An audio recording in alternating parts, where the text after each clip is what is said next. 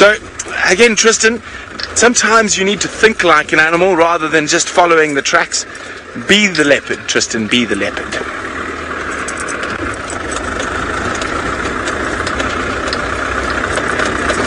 So, of course, in areas like this, it is quite interesting. Oh, there's quite a few lions. I only saw the one lioness up top.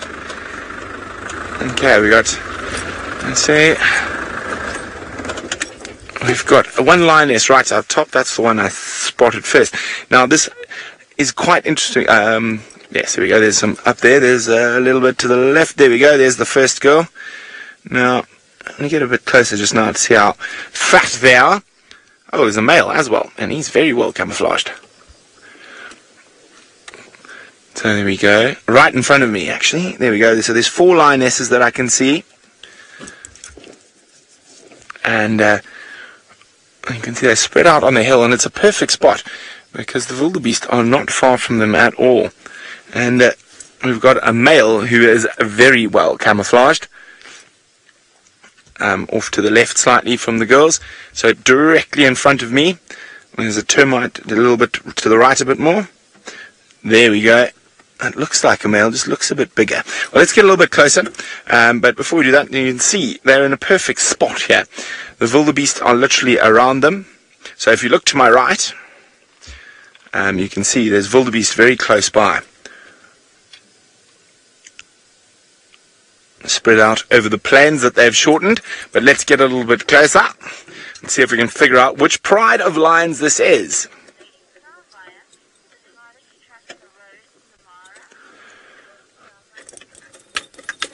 So there we go. We're going to move a bit closer to the lions,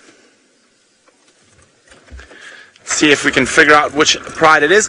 Lady Starfire says, is it harder to track in the Mara? It's much harder. The roads are much harder, and especially after it rains a little bit, it really gets really compacted. But that's not. That's not a male. I thought I saw a male. There is a male there, but there's more lionesses than I thought. So there's 1, 2, 3, 4, 5, possibly 6 lionesses. This could be one of 2 prides, and 2 prides I have to say might be my favorite. Now, the easiest way to tell is going to be by looking at some of the females to see if they're lactating, and also by looking at the male to see which male it is. No, wait, hang on. We got lions for days here, and I think this then probably makes me think it could be the Salt Lick pride. I have seen some of them up here, so let's count. There we go, the first girl we spotted, 1. Just want to make sure we don't miss any. Then there's up at the back. There we go, you see at the bottom there, 2. Oh, wait, there's another one there. Yeah, there's 2 up there. 1, so that's 2. And then 3, 4, 5, 6, and a male. It could also be Egyptian goose pride. I mean, we're right on the periphery of both their territories. I'm gonna go. Let's go move around a little bit, see if we can get a view of the male.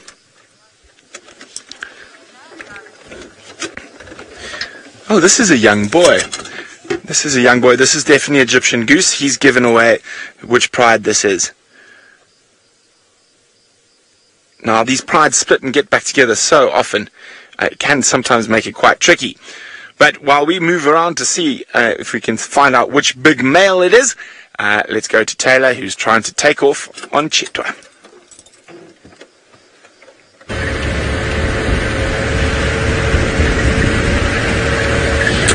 Well, it's very quiet again now. I think we've seen all the animals that we can see, or that we wanted to see.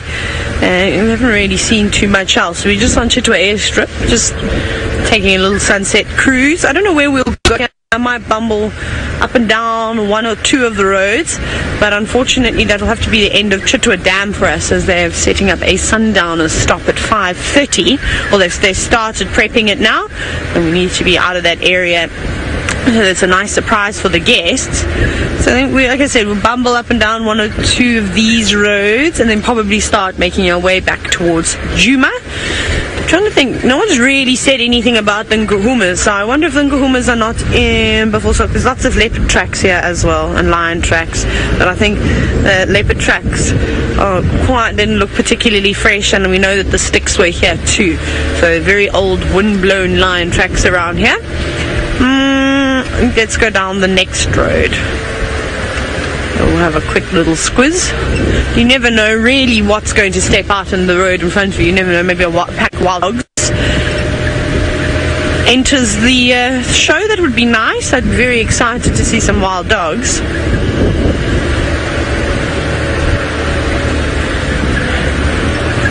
Now, Sarumi, about the two sticks cubs from the Sticks Pride. I don't think so. They were obviously confirmed they were found, and then I saw the 4 youngsters. So I'm sure they would have been fetched by the adults. No one has really said anything. I think those sticks are on a net somewhere, but unfortunately we don't have the greatest radio comms, so I think the best thing is just to keep out on social media, and if anybody posts a picture of the sticks from that sighting or any videos, you might be able to count, but I haven't heard anything. But I'm sure those adults would have known where those youngsters were left, and they would have gone back to fetch them eventually. Nothing particularly fresh around here. See, straight on Chitwa driveway. We'll have a little look.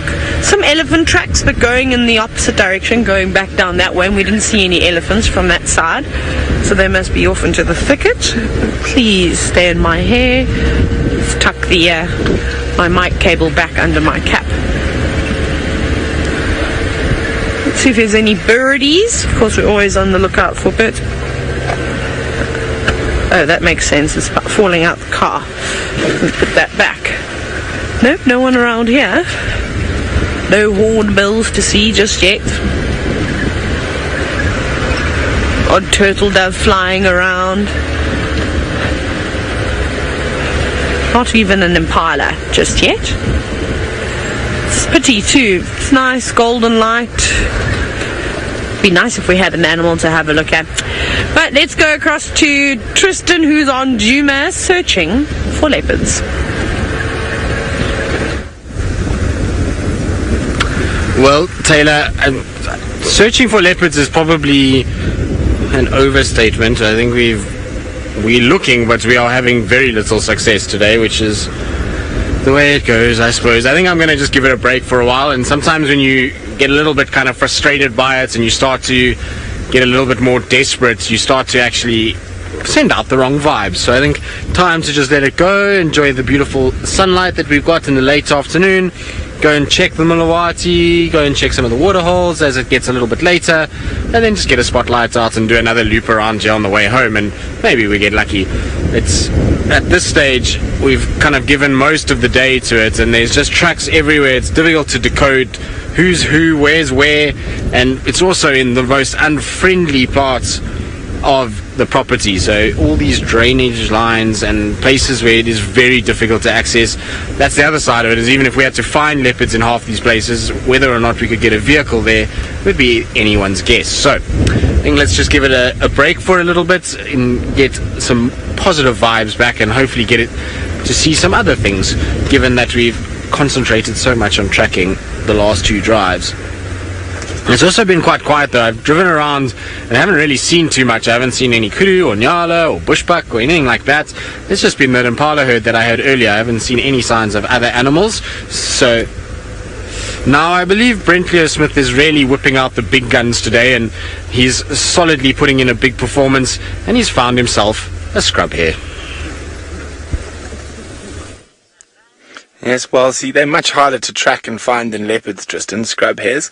But I just noticed it in the grass while we were sitting next to the lions. The lions have not even noticed it yet. And we've got 2 heads up. Unfortunately, the male is very, very flat in some very thick bush. We actually found a 7th female, so there's 7 females. Oh, sorry, I lie. 7 non-adult males. And we've got 1 young male, 6 females so far. And they're all looking very well fed. That's possibly why that little jackal was around, scavenging off whatever leftovers they might have had for breakfast.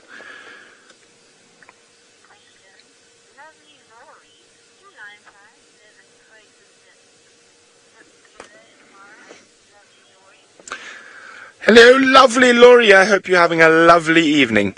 Laurie would like to know, do lion prides live together in the Mara? Well, the same as lion prides throughout Africa. There will be the natal female pride that will generally stay together, and they will defend their territory from other females.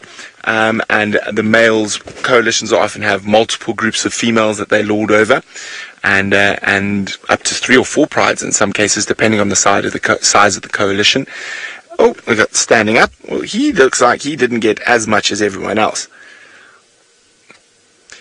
A young male like this, for example, probably at around 2.5 or 3 years old, so it's still a while to go yet. He would be pushed out of the area by the adult males. Now, if the adult dominant males got killed or got pushed out earlier, he would have to disappear at a much younger age.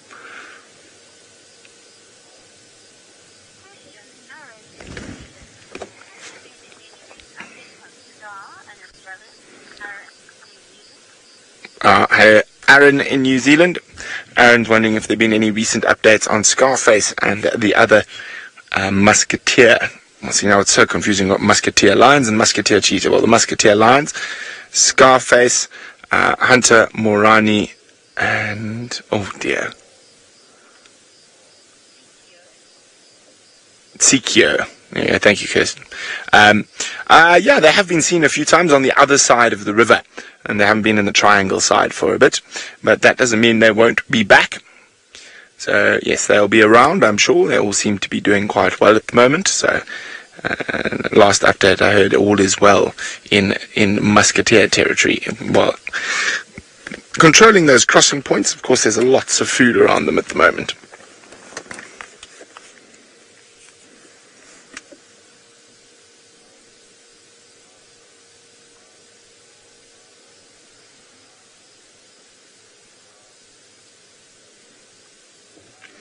Having a good groom. She seems to have done far better on the food front than that young male.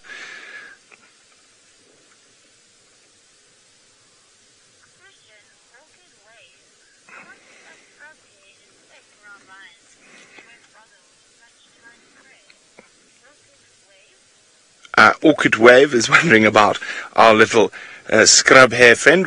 Manu, what's it in Swahili again? Sungura. There we go, the little Sungura. We're going to try to find it again and see how well camouflaged. Those lions have probably nearly stepped on him about 5 times, and they still haven't managed to spot him yet. Oh. There he is. And I think he'd be actually a bit quick for the lions. Well, you never know. Lions are capable of great bursts of speed, but I think he probably would be a little bit quick for them. Oh, flap it, lark! Oh, don't fly too high, come down, come down! Oh, that'll be a good one for the bird list, but oh dear, he's flown over the roof. But you can just hear this flapping wings of the flappet lark. Where's he gone? He's flown over our heads, I'm afraid. Oh dear. Okay, well, we're going to sit here, see if these lions decide to go try a snack on some wildebeest just now. While we do that, let's see where Taylor's bumbling about.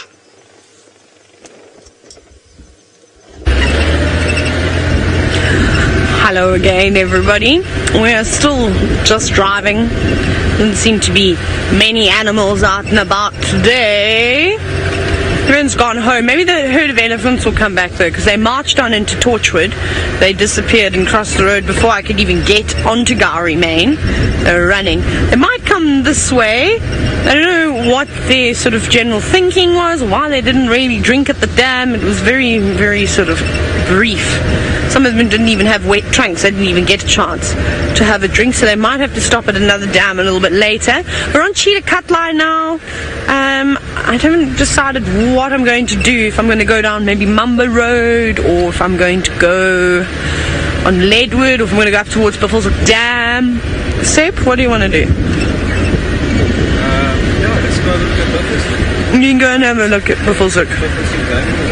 Okay, there we go. Seb hasn't been down that way for a while, so we shall head that side. I saw some footprints on the ground, but if it's a leopard track, I'm not looking at it. I'm going to close my eyes. I think it was a hyena, actually, that was running on the road here.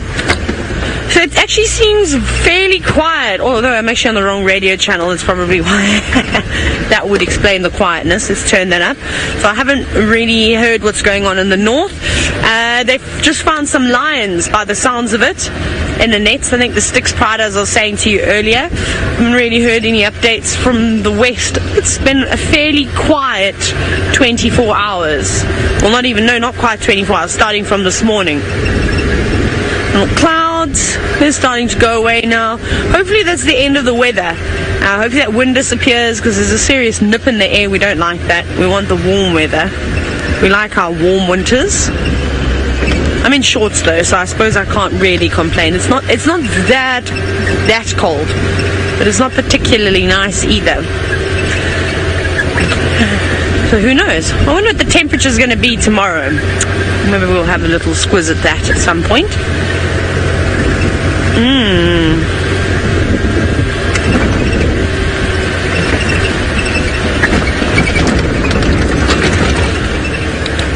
Okay, we're going to go all the way up here. There we go. Now, Caitlin, who is only 10 years old, you're wondering if the elephants are the most intelligent animals in the bush. I think there's lots of contenders, but elephants are definitely up there. Hyenas, Caitlin, are another one that are very intelligent too, and even dwarf mongoose, honey badgers, they're all very, very clever. So it's hard to sort of say. I mean, how do you test that? Do you give them a Rubik's Cube? Do they have to try and solve it? Whoever does it fastest is the most intelligent. Do you give them a test of some sort? I don't know. It's difficult to try and test the animal's intelligence out here. I suppose hyenas are very good. They're problem solvers. We see it constantly. Oh, there's an elephant. If you've ever worked in the bush before, and they're coming towards us, that's great. Then you'll know how good hyenas are at problem solving, especially when it comes to trying to figure out how to break into your camp to steal everything. They're masterminds. I think this is the same herd of elephants. In fact, it looks quite large. I've just seen lots of grey heads in the distance coming this way. Well, that'll be nice if it is. It could again be a different herd, but just because I can hear branches breaking from even quite a distance away from me, I suspect that it's that big herd. And we've got that lovely golden light. Now, obviously there's lots of silver cluster leaves growing in and amongst here. They're feeding in this grove at the moment, so it's not the clearest view, but they are coming towards us. So maybe in the next 10 minutes or so, we'll be surrounded by elephants. I just hope and wish that they'll be calm and actually spend some time around here. But they're not on our traverse just yet. They're on Torchwood. I'm glad we came up this way. There you go, stretching up. What are you trying to reach, little one? Those silver cluster leaves are not very nice. I don't know if you'd want to eat them. Are you going for the bark? You might struggle, I think. Look at that, trying to pull the little bits of bark. Hasn't really worked out the technique of stripping long lengths of bark just yet. It'll get there. Mom obviously did that earlier and is now trying to make use of that area that's already sort of been broken off a little bit easier. Now, there's lots of elephants here. I think it's the same herd. That's good that they don't seem to be racing on anymore. Obviously they got a fright at Chitwa Dam because they were on the move. I mean, the amount of dust they were kicking up, they weren't quite running, they were brisk walking.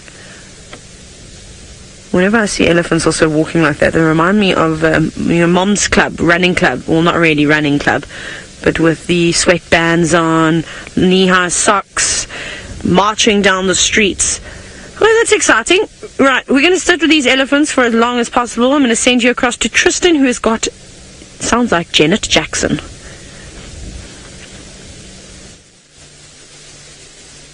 Well, we did have Genet Jackson. She's now disappeared again, or he, I'm not sure which one, which is the theme of this afternoon. So it seems as though nothing wants to stick around for us to actually see it. I'm just going to try roll back to the lower hole and just see if she's, or he, like I say, is not there. It went from the lower hole upwards, but there's a series of sort of holes going higher. So I think our Genet friend It's just gone into an area where it can't be seen. So that's about the sum total of our afternoon. That sums it up right there, that we did have a view of her inside, but now gone. It was literally, as Taylor said, you coming across, that it disappeared. So yeah, I'm just going to leave it there and carry on and not dwell on this right now, because otherwise I'm going to get upset. But what we do have is at least some sign of life, which is behind me, which is a set of squirrels that is just feeding away. So they're not too concerned about Genet Jackson. They fairly relaxed at this stage. So there we go. They're in that tree. They're chasing each other around now on the branch. So when all else fails, squirrels will be there to help. You can see they're busy devouring a marula nut, which they would have stored from last season. Right, now it sounds like Brent has got lions, so let's go across to him. Well, here we go, another one of the lions. Not as full as some of them, and I think she might have heard some wildebeest approaching in the lee of the hill. Now the wildebeest behind us are on very short grass, so not a good spot to hunt. But there is a bit of longer grass off to the left, and you can see the sheer mass of wildebeest in the distance. But she's focusing on something a lot closer by. Now, she's the only one up. She's a youngster, though. There could very easily be some wildebeest heading straight towards them. As I say, we are surrounded by thousands upon thousands. Okay, let's try and move to see what she's looking at. I can't see over the hill. Ah, I see what she sees. Between these two trees there, those ones there, Manu. That's what she spotted. Some zebra, but quite young. I think she might be a bit outgunned unless she gets some help from on top from some of the bigger females.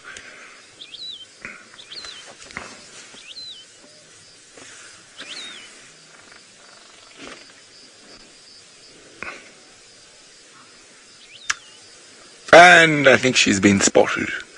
Was that a snort directed at a lion, a zebra? Ah, there's wildebeest as well. Now they're easier fare than zebra. Now what she needs to happen is for some of these other lions to get up. Oh, one is up. And go across from behind the top of the hill. Like that. So they need to come. Here she comes. There we go. But I don't think she sees what's going on just yet.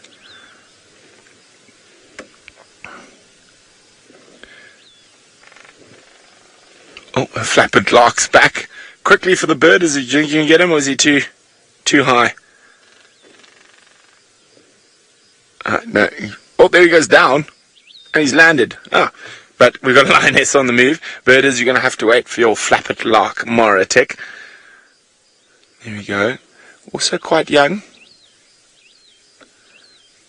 Probably around 2.5 years old.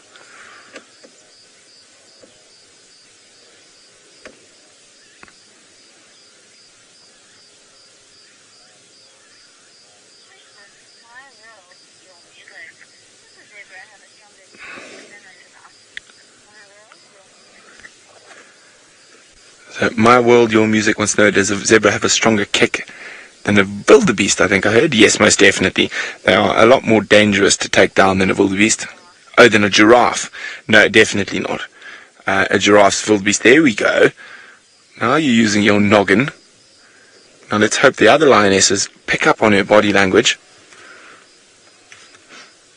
And they can set themselves a successful ambush in this beautiful golden late afternoon light.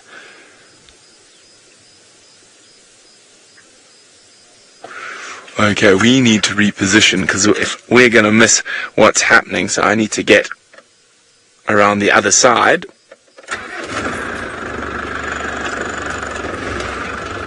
Of the road.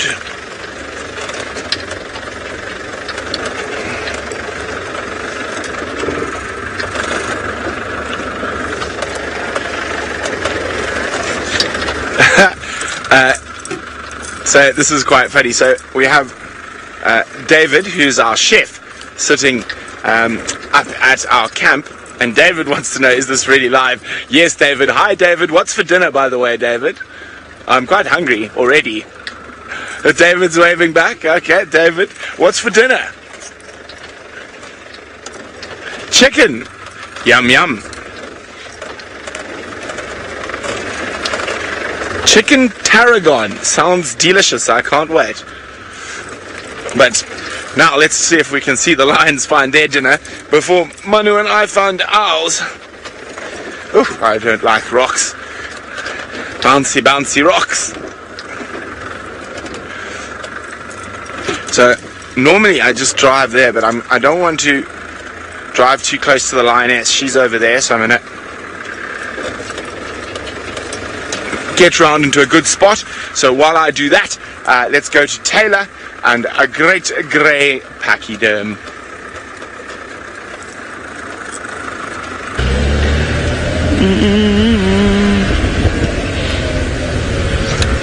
Hi everyone, I'm reversing. As you can see, I'm trying to get some elephants for you. I'll be with you in 15 seconds.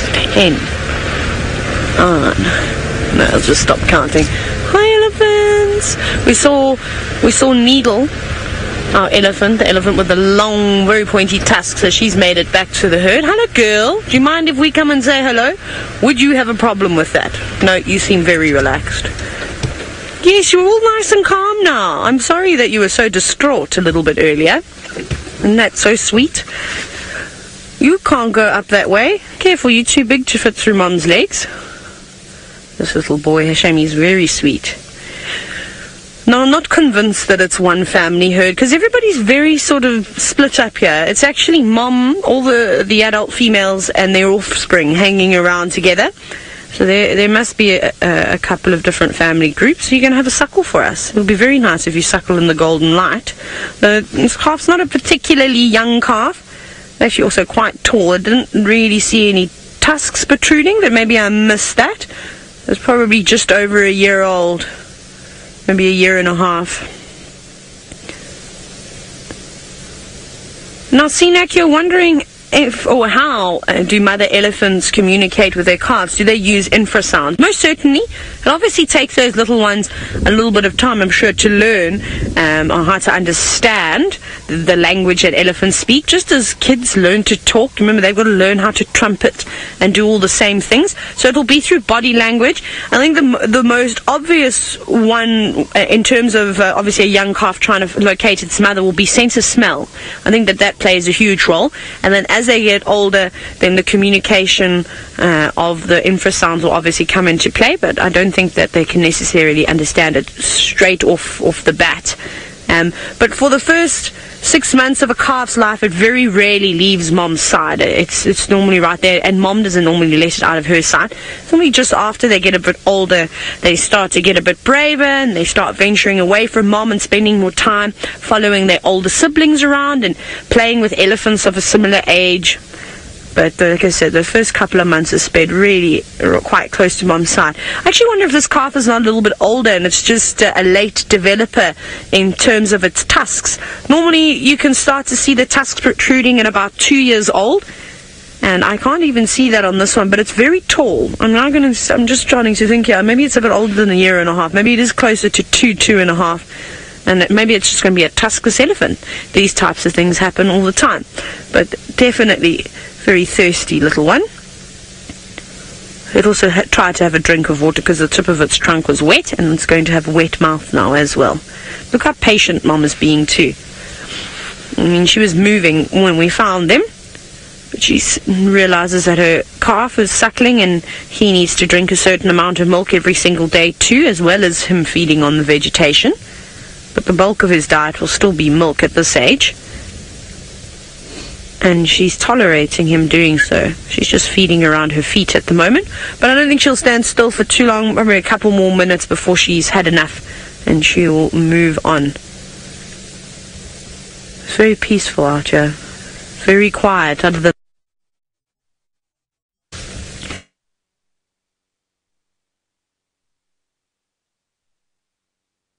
Jackie, and that is, how long do they suckle for? Not necessarily, the easiest to answer, but it's quite a complex sort of answer to it, because there's no sort of end date to how long they suckle for. And the reason for this is because every 4 to 5 years or so an elephant will give birth. That depends on what's going on with their environmental status. Has there been a drought, or is it flooding, lots of rain, is there abundance of food? But with these little ones, they'll suckle right through until mom is about to give birth to another calf. And they're quite sneaky like that. But normally it's for about the first 3 years of their life, and then mom starts to stop tolerating it, but they'll still be allowed to suckle. And then when mom's got a new calf, obviously she's still producing milk. When mom's not paying attention, maybe it's been a long day of traveling, and she thinks the young calf is suckling off, and it's not. It'll be the older one that sneaks in, which is quite funny. And that normally ends up in, sort of loud trumpets from the youngster throwing a tantrum, and mom just saying, nope, you're too old for that. That's quite funny. As always, provides a lot of entertainment. But let's go back across to Brent now in the Mara. His lions seem to be up and moving around. Hopefully they're going to catch something. Well, look at that. Isn't that gorgeous? A grand hornbill flying into the sunset. Now, our lions were up and moving around, but unfortunately for them, the wildebeest decided to go a different way. But it is still a very pretty sight, that young lioness with the backlighting of the sunset.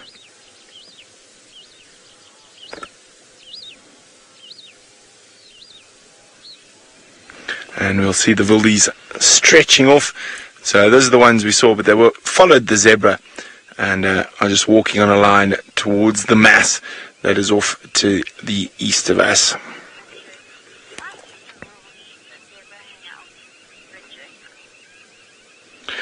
Richard's wondering, why do zebra and wildebeest hang out together?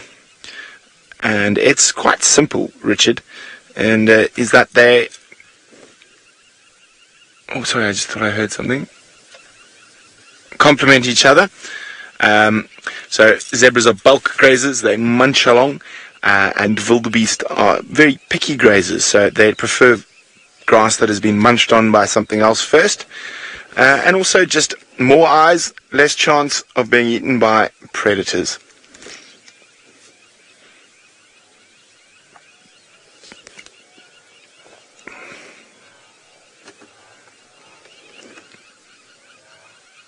Oh, it is absolutely gorgeous at this time of the day.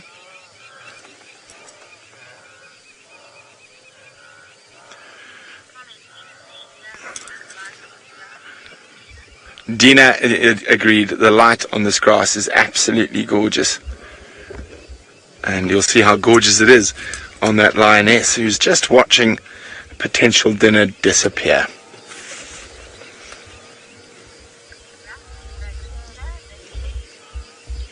Oh, while our lions watch wildebeest disappear, let's go all the way back to South Africa with a cute little baby elephant.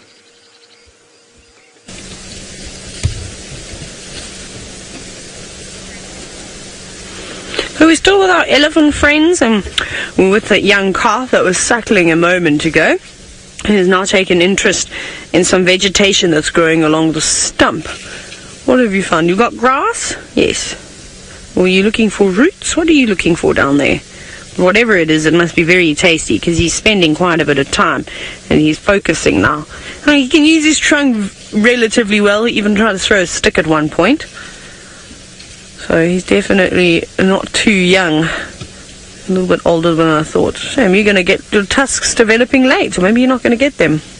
I couldn't see any when he tilted his trunk up either. Look at those feet. Now, Alicia from Chicago, you've asked if elephants only give birth to one elephant at a time. I think twins can happen. I feel very sorry for an elephant cow that is carrying twins. However, I don't think it's very common out here. I've never seen it personally. but there might be some other guides that have traveled different areas of Africa and have seen it. So it's like anything. It's possible, but for a big animal like this, I don't think it is. It's as common as we think. Impala and antelope, we actually see it quite often. Let's try to keep an eye out for that at the end of the year when the impalas start giving birth to their lambs. It'd be quite cool to see.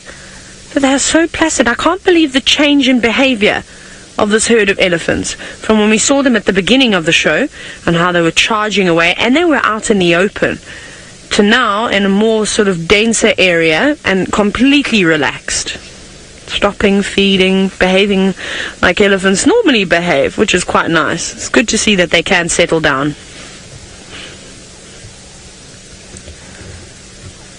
See, that older calf is now also coming in to see, what was my sibling eating? Oh no, you're shaking your head at us. Hello? What are you doing? You're going to come and say hello? Now, Matt, you were wondering if an elephant trunk continues growing for the whole of its life. Not necessarily. I don't know if you've ever seen it before, but when an elephant is first born, its trunk is actually quite a far way away from the ground. And I think that's very clever of sort of the way that elephants grow, because you've seen how clumsy those little ones are. They definitely step on their trunks constantly. So I don't think it grows for their whole life. It obviously reaches a certain length.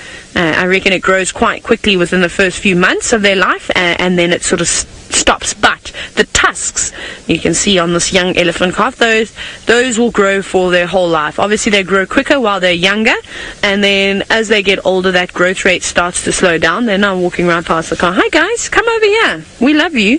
We love to say hello. So you're not really too bothered, and not really hanging around mom so much now either, moving off.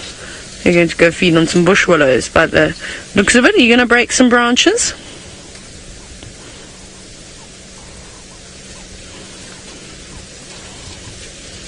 No, they're stopping and starting. There's actually a beautiful sunset as well. If you have a look just through here, we've got a very nice gap of the sunset and of these two little Ellies quite close to us. Mom doesn't mind that they've gone behind the car. She'll follow slowly. She's talking to them. She did a very slow sort of rumble. Maybe she say, don't go too far. Isn't that nice? Elephants below, the beautiful skyline. Love the Drakensberg Mountains. It's not hazy. It's nice and clear. It's nice out in the open, and I love the effect that those bush willows are creating. The Blue Mountains. This is so cool. What a nice afternoon it's turning out to be. Now, I think what Mom said to those elephants is actually get a move on, come back around the side. I don't trust that blonde bird in the car. But let's go to another friend of ours in the Mara, Brent. And I saw a picture of him the other day, and it looks like his hair is starting to turn blonde too. Well, not quite as impressive as the Drakensberg, the Olololo escarpment, but still a beautiful backdrop for the sunset. And sunsets seem always to be that little bit better if there are lions in them. And here we go, this young lioness, quite hungry, off on the prowl again. There are some wildebeest in that direction. The rest of the pride are still snoozing up high. She might go back to join them.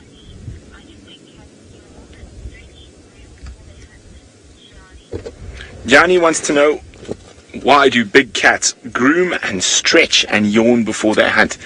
Well, they generally are yawning to get some oxygen into them.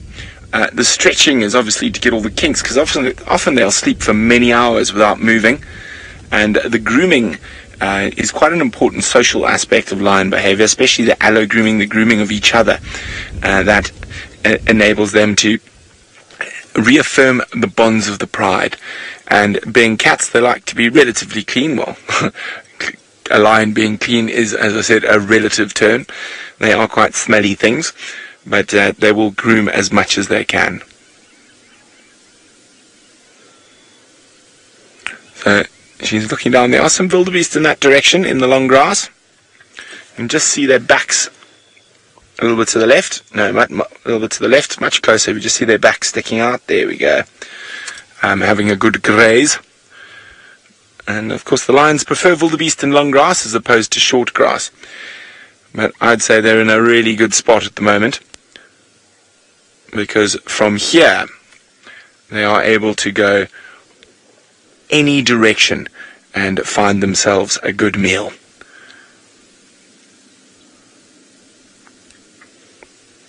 Okay, now the other cat's up on the hill. There's one head up, I think, just off to the left of where the sun is setting. If we zoom in over there, there we go. There's a head up. Oh, it's the young boy whose head's up, and hopefully they will get on the move shortly. Hi, and as I said, we are live in the Mara. And we're hoping this pride of lions heads out on the hunt in the not too distant future.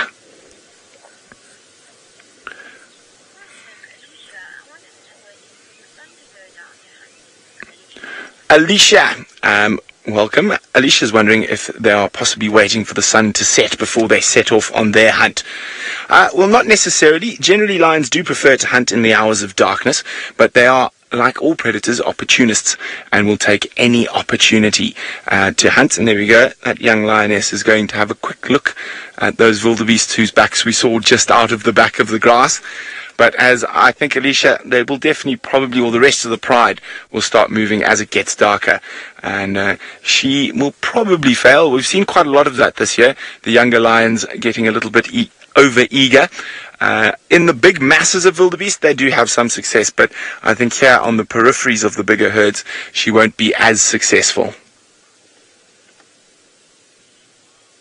See, looking back for support from the rest of the pride, who are still snoozing quite contentedly up on top of the hill.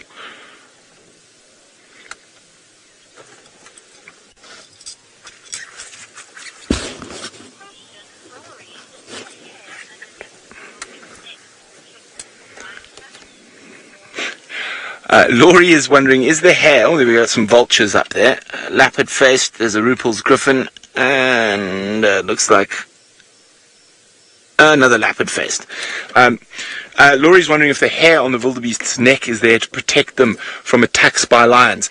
Laurie, unfortunately, I don't think that hair is going to do much against lions, with it being quite sorry, excuse me, I lost my train of thought there, Laurie. With a lot of that stuff, especially it's a completely different color, it could be specifically in males to do with mating, to signify the animal's in good condition. Oh, there we go. She's given up as wildebeest are walking away. And she's looking a little bit forlorn that none of the rest of the pride want to come help her out on her hunt.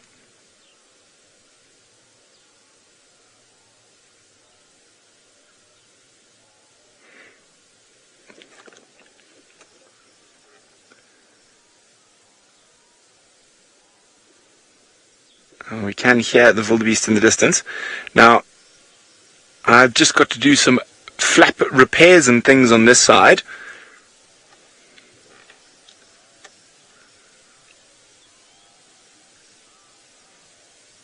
Right. The sun is disappearing.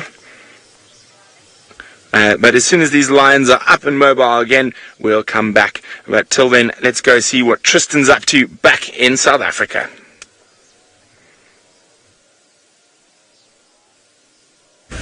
Just disappeared for 4 or 5 years. Where did that Steenbok go?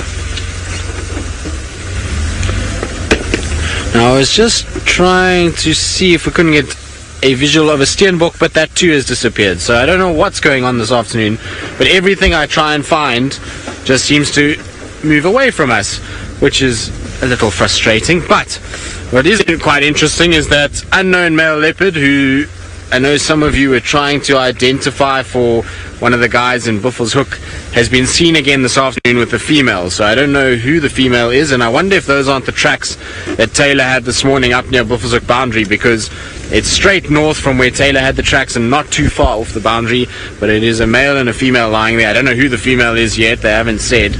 Maybe it's in Chile. It would be interesting if it is, but at least seems as though that unknown male is now starting to hang around, because this is the third sighting of him in less than a week. So hopefully he's going to stick around, and it'll be interesting to see what happens and how that plays out, because Mvula and Tingana and Djuma, I'm sure, are not going to be too thrilled with another male in their territory mating with their females, that's for sure. As if, like I say, as if we've had enough leopard drama, is now going to add another male to the mix, which should make things interesting. But we've had a very quiet drive. We've seen absolutely nothing since you last saw us. We've just been driving around and trying to stop and listen, and there's been very little. There was a nice sunset for a little bit, but then that disappeared too. Roshni, you're wondering if inbreeding is a problem genetically for leopards? Well, Roshni, we addressed this yesterday, and it was basically, the thing is that yes, it is a big problem if you have it multiple times in a row. So let's say 3-4 generations of inbreeding is happening, then yes, you're going to start seeing problems developing.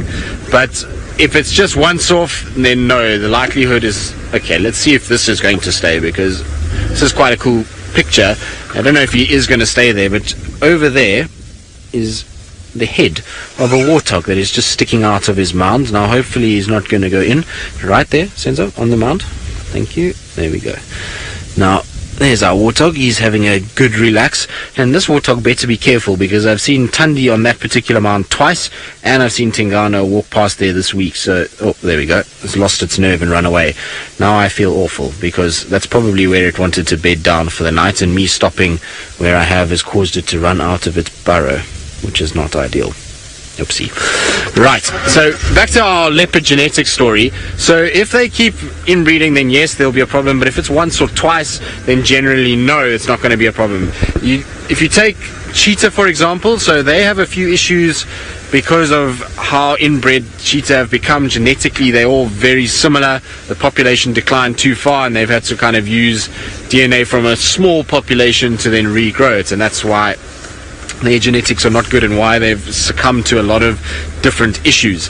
But with the leopards, once or twice won't be a problem. So if you had a situation where, let's say, hypothetically, quarantine mates with Tundi or Shadow or Shongile, there's not really going to be too much of a stress in that. So you might, I mean, it's not ideal, but it is not hugely probable that there's going to be a problem. It will be fairly alright, as long as it doesn't keep happening over and over and over again, because that will definitely then weaken the genetic code.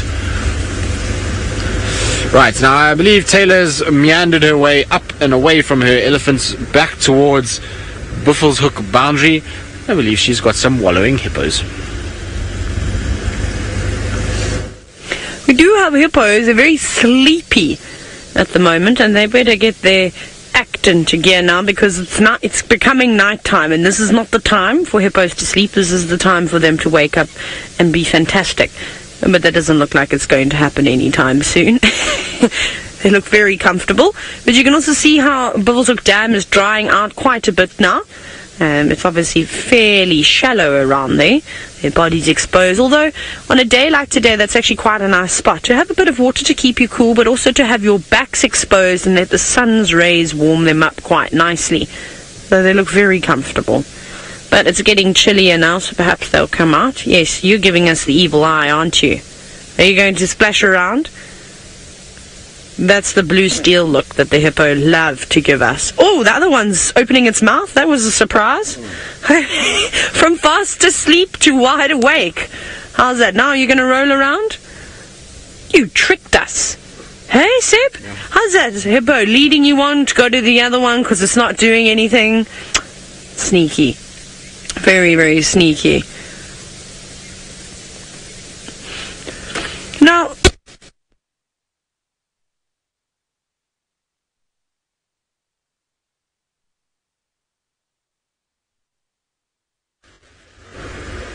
Now, unfortunately, the gremlins have come in once again, so we are back with us. And I was just speaking to Andrew, trying to work out which female he's got on Buffelshoek with that unknown male, and hoping to kind of get an answer as whether it's Shongile or if it's Nchila or who's up there. He says he's not sure. It might be Tundi, but I would be very surprised if Tundi was all the way north like that. I suppose it's possible, but it would be a very big surprise to me if she had headed up that way. So Now I'm going to try and just trying to check anywhere roughly where we've had tracks, and the hope that these leopards have decided to start moving. We know that yesterday when we were sitting with Shongile and Hosanna, it was the time that Thandi showed up, so she was moving at around this time. So hopefully if we're going to find leopard, now's the time to do it, and we're going to get lucky and one of them is going to appear somewhere.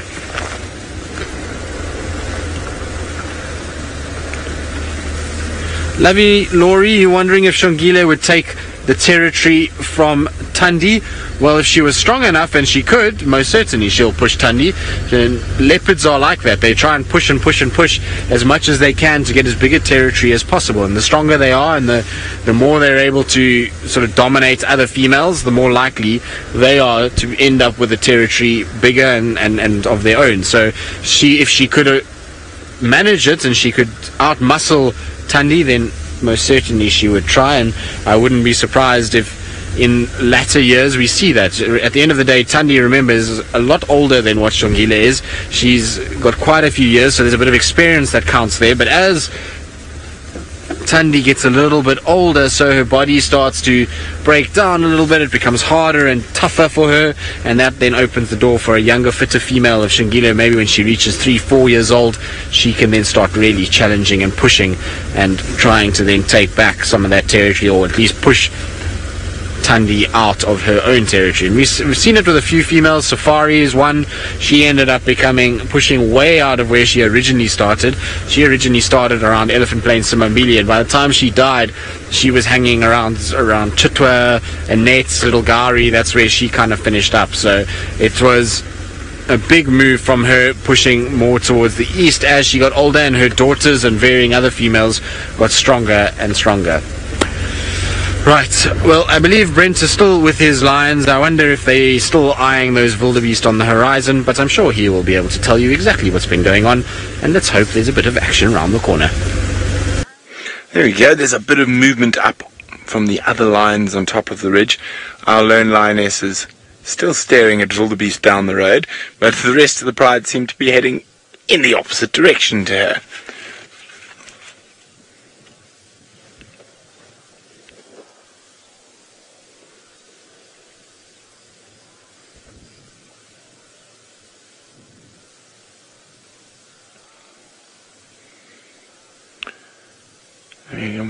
Who's that? Is that the young boy? Yep, the young boy. Oh, let's go with our lonely lioness. She's going on the hunt all by herself.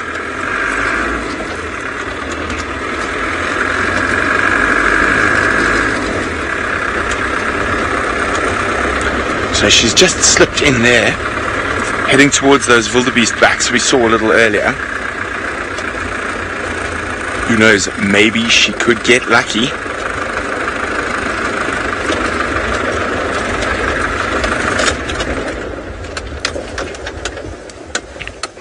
So you can just see her ears there.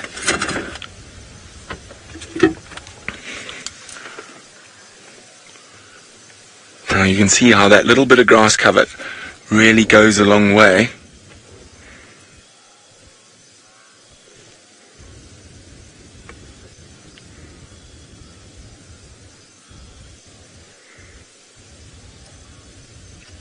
Wildebeest are not aware of her presence as of yet,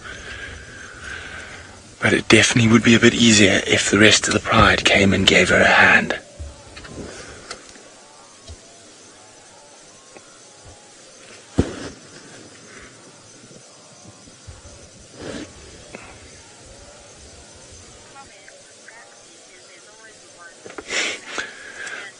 Nancy says there's always one. Well, I suppose she's just that. A little bit more hungry than the rest.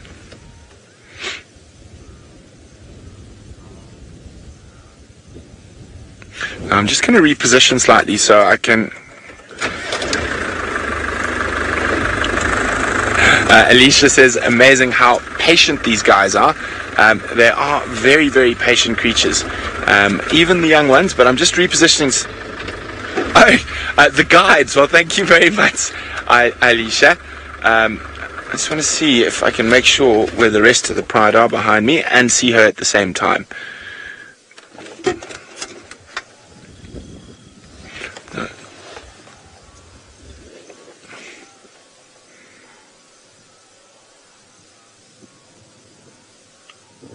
There she is. I can hear the wildebeest in the distance. No. This distance they sound like frogs. Or they sound like wildebeest.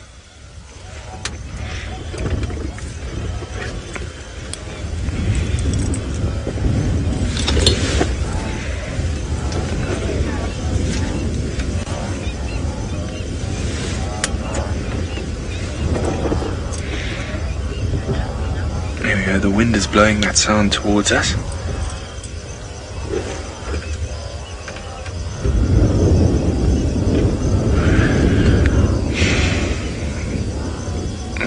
At the moment she's looking the wrong way because that's down towards the short grass where she'll be spotted in a matter of seconds.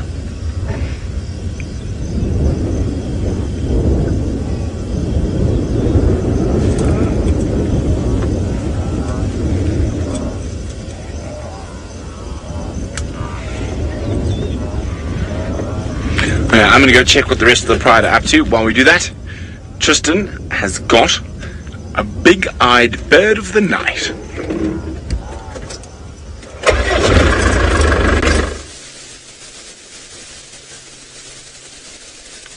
Well, we've found ourselves a little owl. I'm not sure which one it is just yet. It looks like a barred owlet from here. It doesn't seem to have the black on the back of the head, although I might be wrong. It's difficult. It's silhouetted against the light, and it's at that phase now where the spotlight is not quite bright enough to illuminate things properly. It could be a pearl spotted. Difficult. Hopefully it's going to turn his head a little bit for me, and that'll give me a better idea. It does have quite a spotty back, and we can't see the chest, which is generally also an easy way to determine them. But it's watching something in the grass. I wonder if it's not seen something. No, it is a pearl spotted. There we go. We can see the little black tufts on the back of the head. So a pearl spotted owlet. And these guys are very active at this time of the night. You'll find them coming out in dawn and dusk, and they move around, and they'll be hunting small birds, bats. Apparently they go after quite a lot, which is quite interesting, and insects, and off it goes, flying away. Well, at least it sat around long enough to get a nice view of it, which is good news. We've had a plethora of owls recently. It's been quite amazing.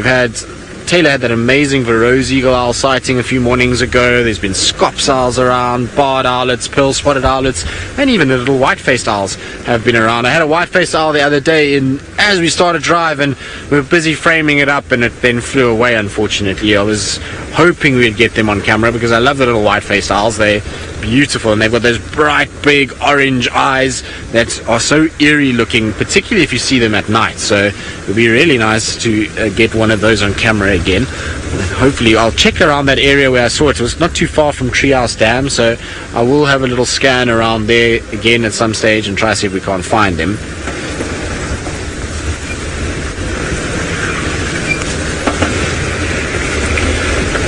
Gary, you want to know if there's any ground creatures that will hunt owls and other birds? Well, yes, there is. All the cats pretty much will go after birds, so you'll find things like leopard, lion, you'll find caracal, serval, wildcat, genet, civet, what else, mongoose. They'll all go after birds when they can, and even small owls like that. Then you'll find that there's snakes that will go after them, lizards will go after the chicks. So they have a tough life, owls. They also have a lot of predators of their own. Even though they predate on things, they also have a lot of predators that they have to look out for on their own accord. So it's not easy life when you're a predator. Everyone always thinks that the predators have it much easier, but they don't. They've also got a lot to deal with and a lot of animals to watch out for and keep their young safe and themselves safe. So owls definitely have a number of ground-based predators. Alicia, you're wondering if it's true if they can turn their entire head around. It is true, Alicia. You will find them turning their head all the way, that they at some stage will have the back of their head to you, and then they can turn and you'll see the front of their head. So they pretty much can turn, they can't turn it right around in a 360, but they can turn it so that the eye's on the back and then round or the other way. So it's pretty incredible to actually watch those guys turning their heads. It's quite a weird thing to see, but it's very, very cool. And that's why you'll see on that pearl-spotted owlet, it had the 2 black dots on the back of the head. So whenever it turns or whenever it looks, there's nothing that can come and get it from behind, because they all think that those are eyes that are on the back, and therefore they don't try fly in and grab them. It's a very clever system that they've got. We're just coming back towards Vuyatela Dam or Gari Dam now, just to try and check out what's happening and see if maybe, just maybe, something has emerged in the cover of darkness. I don't know if it has, but we're going to try, and I'll do one more little loop around Ingwe Alley and then see if there's not something there. Joyanne, you want to know which owl is the biggest and which owl is the smallest? Oh, that's a nice reflection. Hold on 2 seconds. So before we get into the biggest and smallest, there's a reflection of an impala just on the water surface here. There we go. How beautiful is that? Perfect, perfect reflection. That is very cool. It's about as good a reflection as you're ever going to get as it drinks in that evening light. You can see there's a little bit of yellow still in the light itself as it picks up off the sky. But very cool. A beautiful impala ram. Now there are quite a few other impalas around. I wonder if we're not going to get a line of them that's going to come and drink, and we'll have a reflection of all of them. You can see some of them just moving off to my right hand side. So there we go, there's a whole bunch of them there. Obviously not going to shine my light on them for too long, given that it's a diurnal species and we don't really want to actually blind them anyway. But here comes the rest. I think they're all going to start lining up. We might get a nice big line of reflections. Look at that. Isn't that magnificent?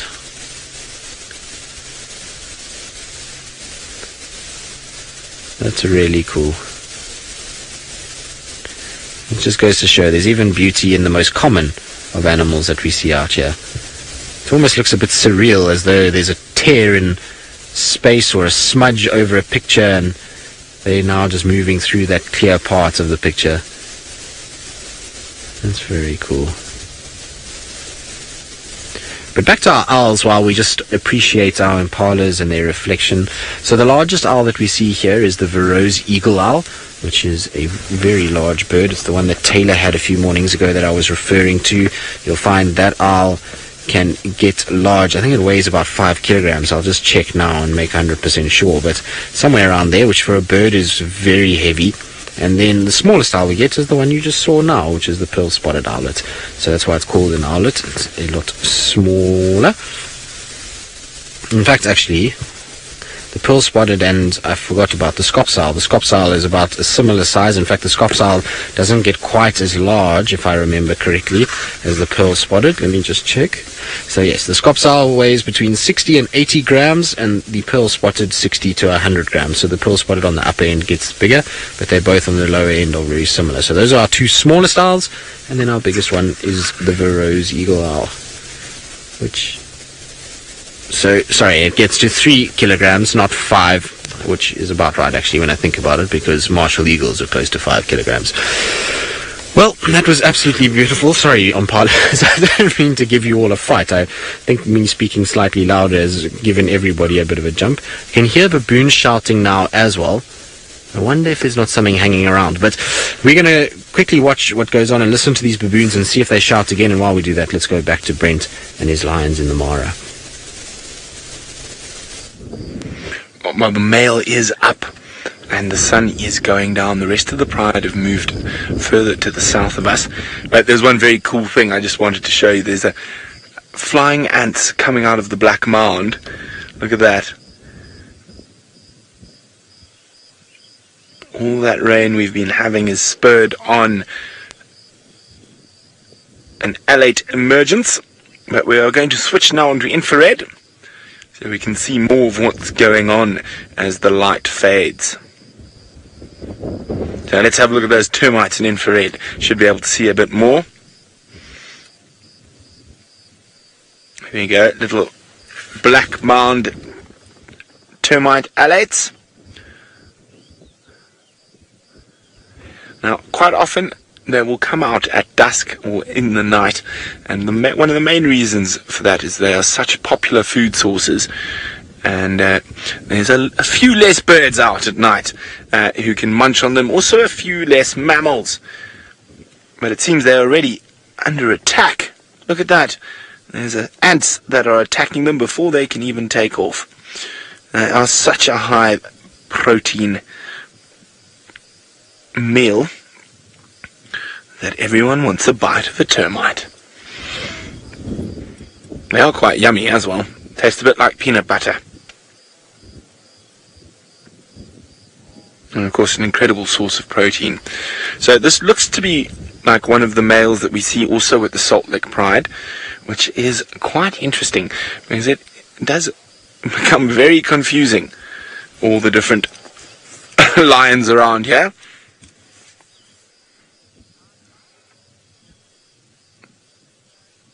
Hi Gary! Gary's wondering if we ever get art fox hunting ants. Well, I have seen an art fox that was out hunting termites and ants, who then in turn got hunted by lions, but managed to escape and run down a hole. Now let's go a little bit forward and see where the rest of the pride got to. Where is my illumination device? There it is.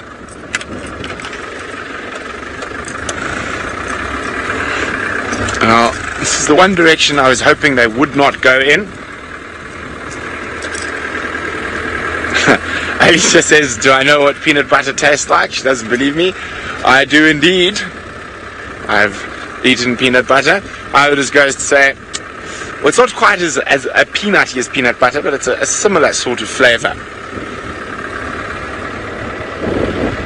As you can see, it's got a bit nippy. Got my trusty red shuka. This is my oldest shuka. I've had this one for over 8, 9, 10 years. It was given to me by my security staff, my anti-poaching staff, when I left Tanzania. So if I had to pick a favourite, it's probably going to be this one.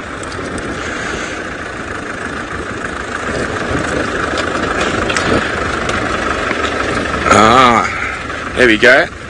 Looks like some of the rest of the pride have stopped for a little break.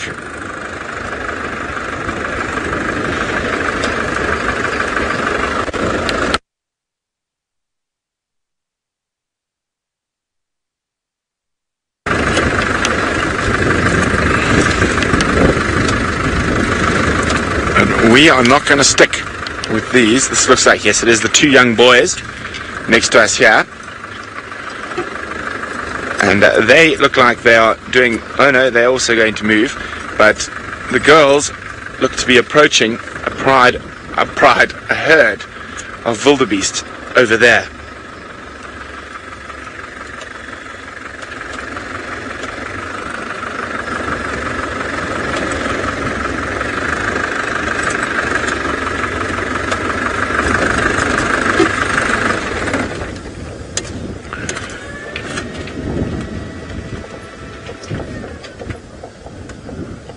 There we go, we're just going to freewheel down the road. The wildebeest are up there.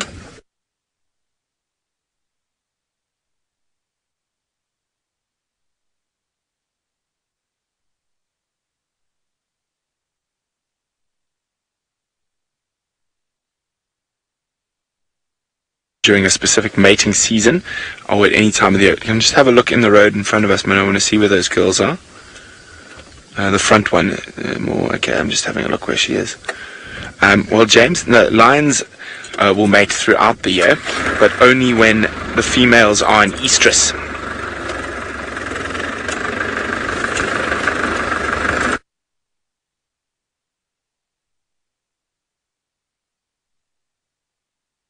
Into a good... Let's go to Tristan, who still hasn't managed to find... Maybe you can...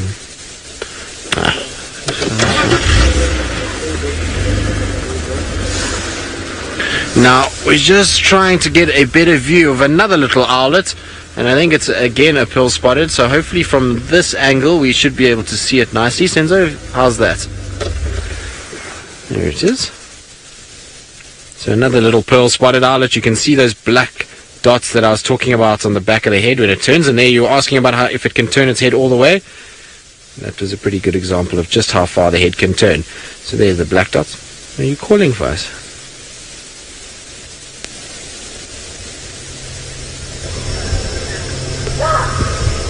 David, you want to know if owls hunt bats? Well, I believe that these guys do sometimes go after bats. I've never seen it myself, and I'm certainly never seen one feeding off it, but I believe that they can hunt bats from time to time. So it's quite interesting that they do. I would love to see footage of it if they do actually hunt bats, because like I say, I've never actually seen it, and I've never seen one even feeding off a bat at this stage. So hopefully I will be able to one day see that. It will be really cool to see one of them going after bats and catching one. Now, the baboons are still alarm calling. I've driven all the way around and try to sort of see where they're looking, but they just run from me when I drive, so difficult to say exactly where they're looking. Maybe they're seeing around towards Gallagher, so I'm just going to go around to the other side of the camp and check Gallagher Pan quickly. Maybe that leopard that Taylor saw this morning is out and about, but the baboons is definitely not happy about something. They're shouting and carrying on, and it's one individual that's really making a noise more than the others. It doesn't sound like one of the big males either. You can normally hear the big males. They make a very deep, loud grunt, whereas this is quite a high-pitched sound. So I'd imagine one of the females or younger ones that's seen something. But they were quite lively when I drove past. They all ran across the roof and towards Yuri's house, and then they started shouting again when I was close by there watching the owl. So hopefully whatever's moving around is still out in the open, and we'll actually be able to find it, because it would be nice to finish the day with the last minute leopard, as we often talk about. So now I believe while we're looking for a spotted cat in the night, Brent Leo Smith is still with his lions, and they are now getting into some serious hunting mode. Well, that front lioness is very, very close to a herd of wildebeest now. The rest of the pride, and the reason we're so far away from her is the rest of the pride have sort of blocked our way. There we go. There's one. And there's another one lying right next to us there in the drain. Two, actually. Now remember, it's pitch black around us, and I'm watching the exact same picture that you are through the monitor. I wonder if they're going to get spotted, or they're going to be successful. Oh dear, the lead lioness is laid down, and let's have a look at the wildebeest. There's the closest wildebeest we can just make out there.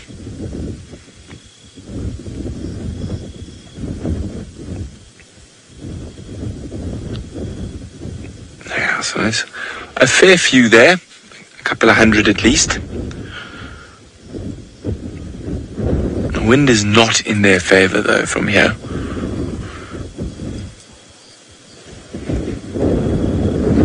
You can see the wind blowing in from the east towards the west, taking the scent of those lions straight to the wildebeest.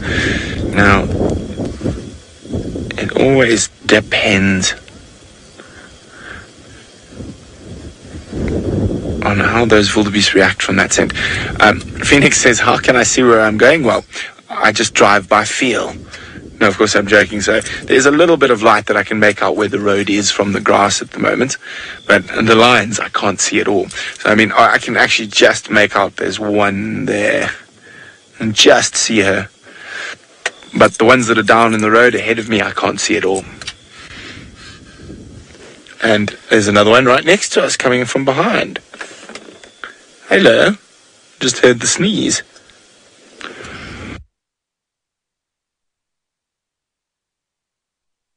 She gone. She's gone that way. Or maybe she's deciding that's not worth hunting. Let's creep a bit further forward.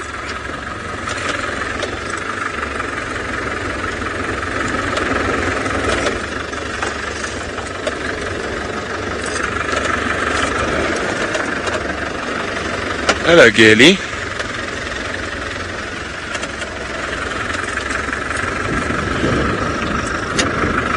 Just, are there wildebeest also to the left of us here that I didn't see earlier in the long grass? Yes, there are. Now, I didn't even see those. They're disappearing already. Now, they're just running around being normal wildebeest.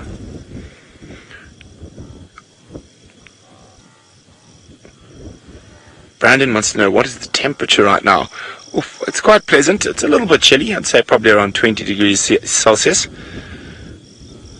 Maybe a little bit less. No, but no, definitely 20, 22. Not too cold. I'm not a big fan of the cold.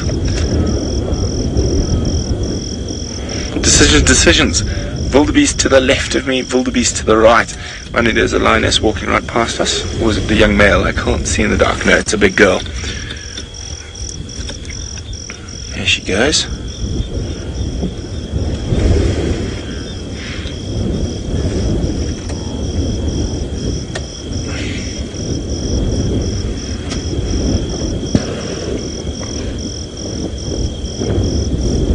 Another one on the left, right next to us.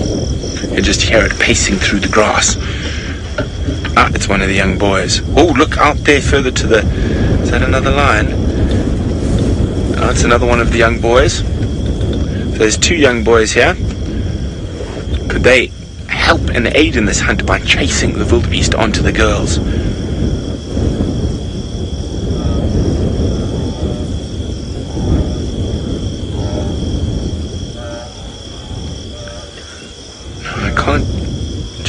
Go from those boys to the right a little bit. I just want to see how far the wildebeest are. I can't really see them now. Could be a bit far. Okay, we're going to move around a little bit down the road.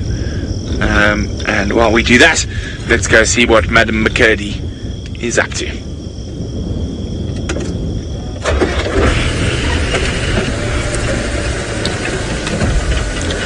How exciting is that? Hopefully those lions continue to creep closer and closer to the wildebeest. Now, it's been fairly quiet. We've had a couple of gremlins attacking us for the last couple of minutes. What we did see, though, was a genet up in a tree, but we were down in a very bad spot, and then it also ran away. But it's quite nice now. We seem to be seeing genets, well, maybe not necessarily putting them up on screen, but definitely seeing them more often. So this is exciting. Our winter just because the vegetation is down to a point that we can actually see them. So I'm looking forward to white-tailed mongoose.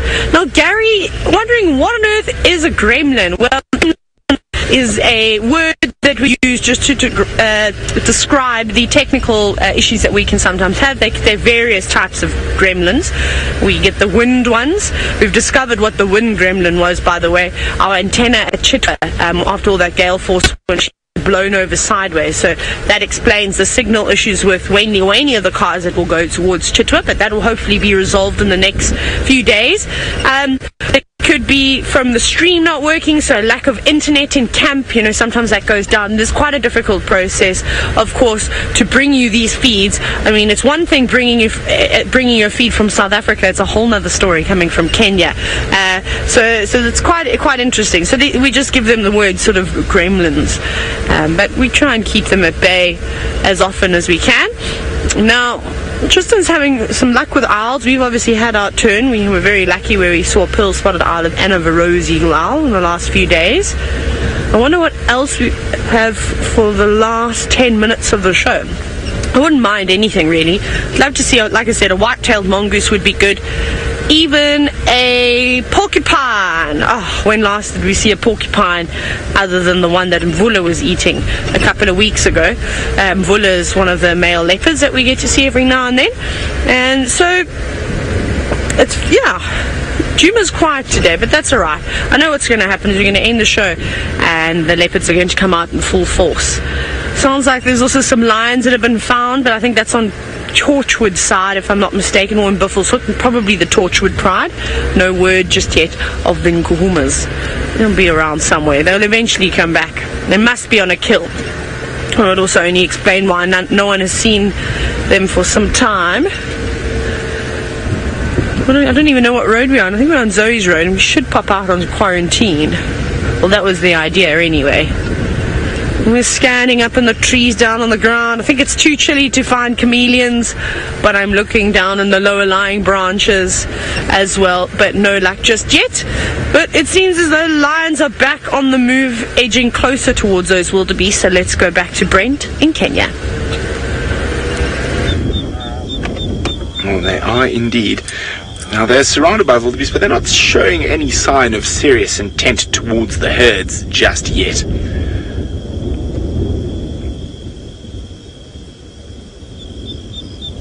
Now if we look off to the right, there are some wildebeest there. I'm not sure how far off they are. I can hear them.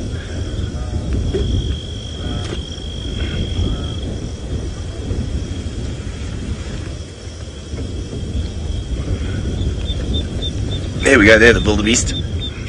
Now goers would like to know, how does the wind affect hunting? Well, it can be to advantage to the lion's advantage if they hunt into the wind, but I'm afraid they don't really seem to think like that. They just hunt what's in front of them regardless of where the wind is.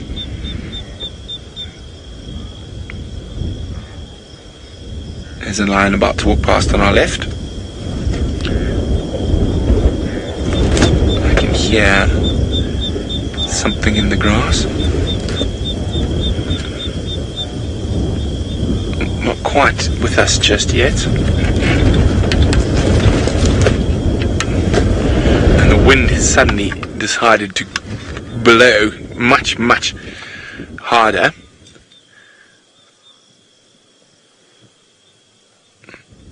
A young male lagging at the back. There's another young male somewhere behind us. I think that's the last one that's coming through.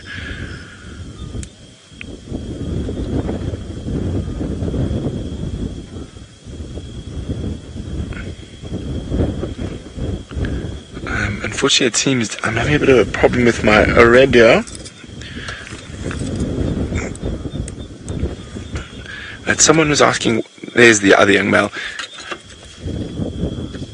They seem to, I'm afraid I can't hear the name, but they seem to stick close. Felix, oh, there goes the hunt. Two boys jumping on each other. Every wildebeest around has spotted them now.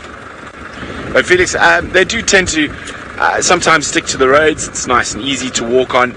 It's like a really big elephant path. But yeah, there goes the hunt after those boys jumping on each other.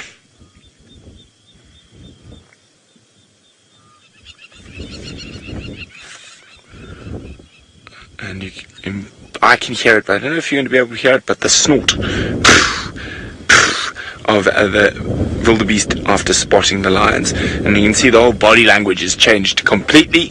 Well done, little rascals, you ruined that properly. Okay, I'm afraid Manu, did you get that? No. I think we're in one of these very funny spots. There's a few of them about where we lose all radio comms, and Kirsten comes through like an alien.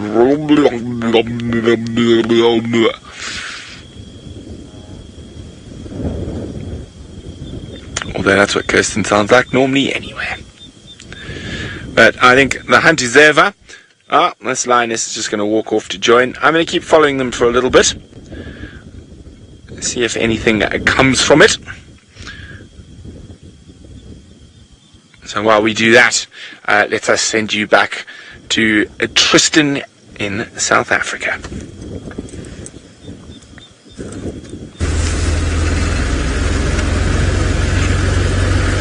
Well, we had a heart-stopping moment there for a second. There was a bushbuck that was lying down with its head down on the ground, and I thought maybe it was a leopard staring at us from the back end of the dam, and we drove there, and then a bushbuck popped up, and that was that. So I thought maybe, just maybe, we had found our leopard, but wherever this leopard is that's causing the baboons, or whatever is causing the baboons to be upset, it's not near a road. I've done an entire loop around the camp from the roads that I can access, and I can't find any sign of a predator anywhere there. So it may be somewhere between the camp, or at least in the drainage sections, I don't know, but there's certainly nothing visible from a road, which is, I suppose, the way it goes. But the baboons are still upset. They're still shouting every now and then. There's still something that is piquing their interest and certainly getting them on a little bit of edge, getting them on edge. There we go. I can speak English at some point today. It's been one of those days. Hello, Scrub here. I think you're far better off than your cousin in the Masai Mara that was next to a whole bunch of lions.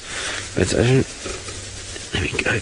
Although I suppose there's a number of predators out here too, from all the owls and leopards and very other types of animals that run around here at night. So I suppose they're not better off than the Mara ones. Just at this present moment, I think they're better off here than the ones there. Well, that particular one and this particular one.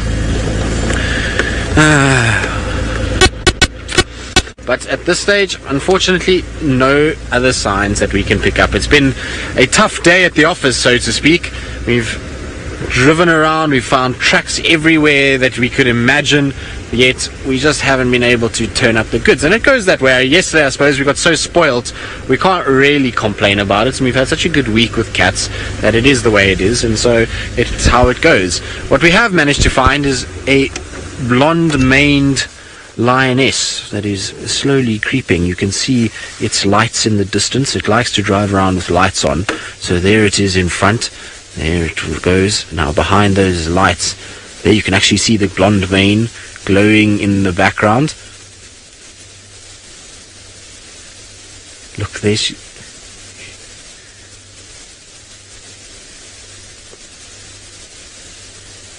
So, Tula Ann, while we watch Taylor, who's not an elephant, you want to know if elephants ever come up close past the car and scream and give us a fright. Well, Tula Ann, sometimes they do. Look, there's Taylor waving. See, she's got her queen wave out this afternoon. But sometimes they do, Tula Ann. They come close and then they trumpet and you get a bit of a fright, particularly if they're behind you or next to you in some way. Then you can often get a fright from the elephants. So it's a funny thing when Ellies are around is that when they do trumpet very, very loudly, it's so loud that you get a bit of a fright. But it's not that often. At least sometimes we see them from far away, and if they trumpet far away, then it's not so scary. It's just when it's very, very close, like you say, that you can get a bit of a fright. Right, well, we're going to follow Taylor slowly towards home, because home is in that direction, and given that we've had a tough day, I think home is where we need to head, just to rest up for the night and hope that tomorrow is a better day. Now, excuse me, I'm half choking to death. I think I swallowed an insect there, which is not ideal. It certainly has gone down the wrong way, that's for sure. Now, it is that time of the day, unfortunately, where we do have to say goodbye to all of you. I think Brent might still be out this evening for a little bit. I'm not sure. Haven't really heard, so I know the Mara guys do some nocturnal stuff, so I'm hoping they will be out. But just keep an eye on your updates. I'm sure it will come up if they are out. But myself and Taylor, like I say, we're heading back to camp. We're going to try and go and rest up for tomorrow. So from Senzo, Seb, Taylor, and myself, Megan and FC and Kirsty in the Mara, thank you everyone, and we'll see you tomorrow morning on the Sunrise Safari.